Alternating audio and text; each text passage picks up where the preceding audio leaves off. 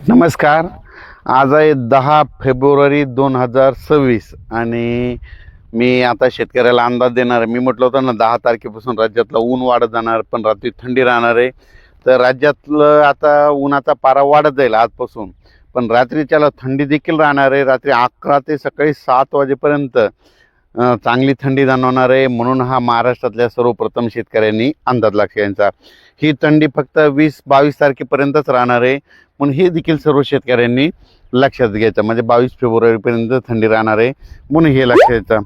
पण राज्यात मात्र आजपासून ऊन वाढत जाणार आहे, म्हणून हा अंदाज सर्व पूर्व विदर्भ, पश्चिम विदर्भ, दक्षिण महाराष्ट्र, उत्तर महाराष्ट्र, कोकणपट्टी, खानदेश या चारही विभागातल्या सर्व शेतकऱ्यांना अंदाज लक्षात घ्यायचा.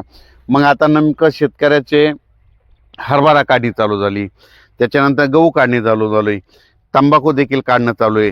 तर त्या सर्व शेतकऱ्याला सांगू इच्छितो की दरवर्षी काय असतं, मी म्हणत असतो ना, दरवर्षी महाराष्ट्राच्या बाजूला म्हणजे महाराष्ट्र, गुजरात, राजस्थान, मध्य प्रदेश, उत्तर प्रदेश, इकडं छत्तीसगड ह्या दरवर्षी काय असतं, 22 फेब्रुवारी ते 10 मार्च दरम्यान ह्या 4-5 राज्यामध्ये काय असतं, गारपिटीचं वातावरण दरवर्षी असतंय.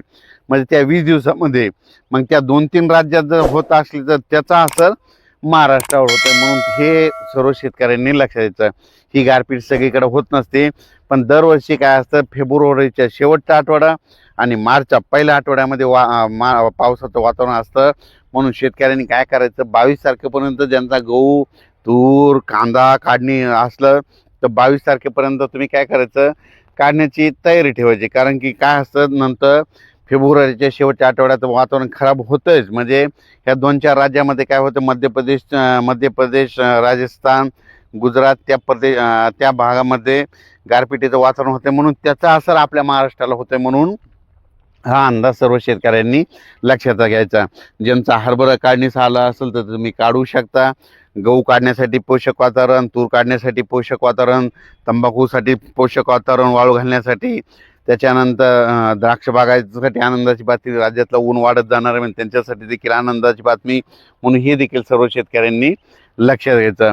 पण राज्यात सध्या तरी म्हणजे आता म्हणजे 10-12 दिवस कसलंच म्हणजे वातावरण खराब नाही, काय नाही. उलट दिवसा ऊन वाढत जाणार आहे. उन्हाचा पारा जवळपास 35 म्हणजे काही ठिकाणी 34 अंश, कुठं 35, कुठं 36-37 अंशापर्यंत. विदर्भात घाटाच्या खाली थोडा जास्त वाढत जाणार आहे, 36पर्यंत जाणार आहे. म्हणून ह्या विदर्भातल्या देखील शेतकऱ्यांनी लक्षात द्यायचा. काही भागामध्ये 34 राहील, कुठं 36 अंश सेल्सिअस तापमान राहील. पण रात्रीच्याला मात्र काय होईल, उत्तरेकडून थंड वारा येत असल्यामुळं रात्रीच्याला मात्र 11 ते सकाळी 7 वाजेपर्यंत थंडी जाणवणार आहे. म्हणून हा अंदाज शेतकऱ्यांनी लक्षात द्यायचा. आणि बऱ्याच आणखीन शेतकऱ्याचे मला फोन देखील आले की 2026ला म्हणजे दुष्काळ पडणार आहे का. तर परत एकदा सांगतो, प्रत्येक वेळेस सांगणार आहे, 2026ला दुष्काळ वगैरे काही पडणार नाही. फक्त थोडा पाऊस कमी राहील. म्हणजे दरवर्षी जसा पाऊस पडतो जेमतेम सरासरी तितकाच पाऊस पडणार आहे. पिकं चांगले येणार आहेत. म्हणून हे सर्व शेतकऱ्यासाठी आनंदाची बातमी. आणि त्याच्यानंतर काय होणार आहे, परतीचा पाऊस काय होणार आहे, शेवटी मग 2026मध्ये परतीचा पाऊस काय होणार आहे, अहिल्यानगर जिल्हा, लातूर जिल्हा, सोलापूर जिल्हा, सांगली जिल्हा, पुणे जिल्हा, त्याच्यानंतर लातूर, बीड ह्या पट्ट्यामध्ये परतीचा पाऊस पुन्हा मराठवाड्यामध्ये चांगला पडणार आहे. त्याच्यामध्ये बरेच मग तळ्याची सरासरी लेवल होऊन जाईल. म्हणून हे लक्षात येतं. आणि त्या परतीच्या पावसामध्ये म्हणजे सप्टेंबरमध्ये एखादं लो प्रेशर तयार झालं तर मग पुन्हा आणखीन आपल्याला मग खूप चांगलं वातावरण राहील. म्हणून हे लक्षात येतं. पण 2026ला जेमतेम पाऊस राहणार आहे, सरासरी इतकाच राहणार आहे. पिकं चांगली येणार आहेत. म्हणून सर्वप्रथम शेतकऱ्यासाठी आनंदाची बातमी.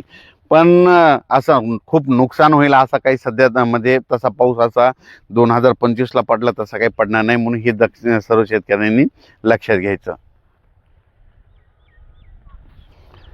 दरवर्षी आपल्या महाराष्ट्र 22 फेब्रुवारी ते 10 मार्च दरम्यान महाराष्ट्र, मध्य प्रदेश, गुजरात आणि राजस्थान ह्या राज्यामध्ये काय असतं, गारपीट असते. पण ही गारपीट तुम्हाला सांगतो महाराष्ट्रात सगळीकडे होत नाही. त्याच्यामुळे काही घाबरून जायचं, काही चिंता करायची नाही. उगाच झाली तर 10-12 गावामध्ये होत असते. फक्त एखाद्या भागात होते, काही भागात होत बी नसते. म्हणून फक्त त्या टायमाला वातावरण खराब असतं. म्हणून हे प्रथम शेतकऱ्यांनी लक्षात घ्यायचं. मध्य प्रदेश, उत्तर प्रदेश, राजस्थान, गुजरात तिकडल्या त्या भागामध्ये दरवर्षी म्हणजे फेब्रुवारीच्या शेवटचा आठवडा आणि मार्चच्या पहिला आठवडा त्या पट्ट्यामध्ये दरवर्षी होत आहे, म्हणून त्याचा असर आपण महाराष्ट्रामध्ये त्याच्या बाजूला आहेत म्हणून आपल्या महाराष्ट्राला त्याचा असर होतोय. आपल्याकडे कशामुळे होतोय, नेमकं फेब्रुवारीच्या शेवटच्या आठवड्यात ऊन तापते, मार्चच्या शेवटच्या आठवड्यात ऊन तापतंय, त्याच्यामुळे ते बाष्पयुक्त वारे आपल्याकडे खेचल्या गेल्यामुळं आपल्याकडे ते थोडाफार असर होतं. म्हणून एवढं काही घाबरून जायची चिंता नाही. फक्त वातावरण मात्र मार्च 22 फेब्रुवारी ते 10 मार्च खराब होईल एवढं मात्र सर्व शेतकऱ्यांनी लक्षात घ्यायचं.